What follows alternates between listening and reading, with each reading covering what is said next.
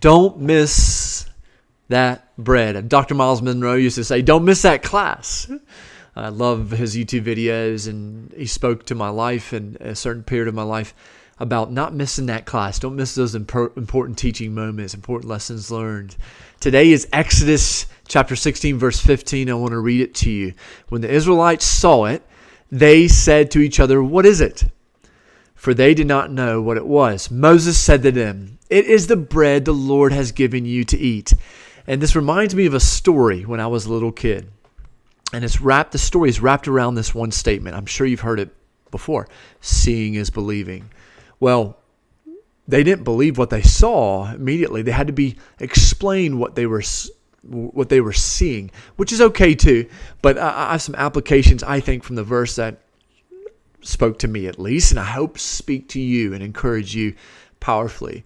And the story goes like this. When I was a 5-year-old kid, Grandma always used to pour into us. She would empower us. You could draw a squiggly line and it'd be the Mona Lisa to her, but she always used to say statements like, "Don't quit, don't ever give up." And she would pour into us, say, "You're amazing, James. I can't believe how awesome you are. You're a great, strong young man." And in that moment, Grandma and my mom and families on the front porch watching us. We had enough kids in our family to make a baseball team, so why not play baseball every day? So it's pouring down rain, and this is some of the funnest times to play baseball. And if you're in Georgia, because there's not much lightning, it's just a beautiful storm. And I'm on third base, and my chance comes when a grounder is hit, and I'm sprinting towards home as much as I can, as fast as I can, and I slide 10 feet with mud all over me, and I make it to home. I'm safe. I score one for my team, and I look up, and I see my grandma's face, and she's just smiling. She's like, "I knew you could do it," kind of smile. "I believe in you, and you are awesome." You know, we can have those same smiles and those same empowering relationships to our identity and God. He's got more than enough for us. Yes, keep your circle of influence around you tight that speak to your identity in a powerful way. But even more important, the transformational creator, the identity creator, is wanting to mold you and shape you to be like Christ for his glory and for those around you. And it's our chance and our choice to see and believe. Well, how do we do that? The more time you spend with God, the more time you can see and believe things that aren't there. The character things that he wants to put in you. I didn't see my strong identity that my grandma was giving me, but I now see it later.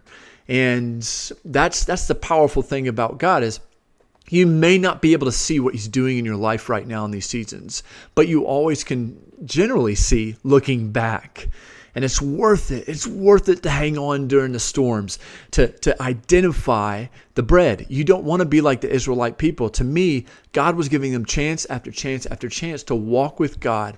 And I believe if they were walking with him one-on-one, they wouldn't have to ask Moses, "What is this on the ground?" They would have seen that this is bread sustaining them. God is feeding them in the wilderness at this point.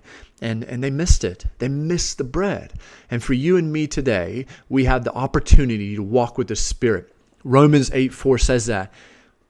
When somebody's led by the Spirit, they are God's children. This is an amazing truth. And it's so valuable for you and me today that God is wanting to lead us and convict us and to empower us down the right way. Number one, my selfish and crazy flesh that he wants to do that. It's amazing that he's that intimately involved in my life. But number two, he wants us to see the bread. He doesn't want us to miss out on that. So spend time with him today. And like my grandma, I talk to her regularly. I talk to my parents who poured into regularly. And ultimately, they poured into my identity and my confidence as a young man. And God wants to do that to you today. Spend time with him as much as you can every single day. Listen to him and apply his word in your life. And when you fall, don't be ashamed of getting back up and trying again. Like a child falls and messes up and is disciplined with great love from good, loving parents and grows and matures, so too God is in our lives right now. not only to bless us and grow us, but to give us purpose-filled, full lives. So don't miss